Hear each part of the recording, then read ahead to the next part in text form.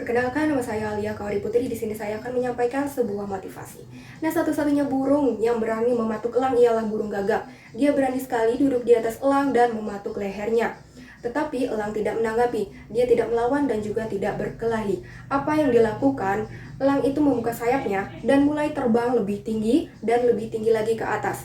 Semakin tinggi elang terbang, semakin sulit bagi gagak untuk bernafas. Dan akhirnya pun gagak terjatuh karena kekurangan oksigen.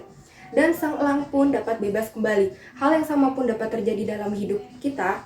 Gagak itu melambangkan semua tantangan kesulitan dalam hidup, orang-orang yang seharusnya nggak berada di hidupmu, semua gangguan, terus opini yang menjatuhkan, penghinaan, bahkan fitnah, hal-hal yang mengusikmu, dan kamu punya pilihan.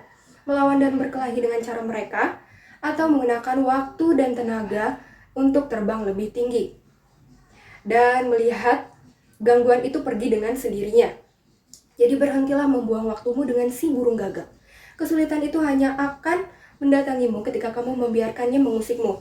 Tapi kesulitan itu akan hilang ketika kamu memperbesar kapasitasmu. Dan saya di sini juga akan membahas mengenai kegagalan. Pasti kalian semua pernah kan mengalami kegagalan, dan kalian harus tahu nih, kegagalan itu bukan untuk dimusuhi. Karena musuh terbesar dari kesuksesan itu bukan kegagalan. Kegagalan itu sebenarnya teman dekatnya kesuksesan, teman baiknya. Tapi musuh dari kesuksesan ialah ketakutan. Takut untuk mulai lagi, takut untuk berkarya lagi, takut aduh gimana ya kalau misalkan nanti gagal lagi, takut diomongin orang, takut kecewa lagi, takut rugi lagi. Nah, ketakutan itulah yang menjadi musuh terbesar kita.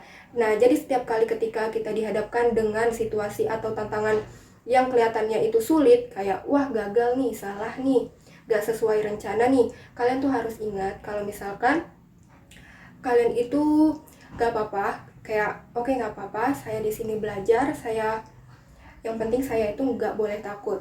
Karena kalau misalkan kalian takut ketika kalian kejatuhan, jangan sampai itu kalian takut untuk mencoba lagi.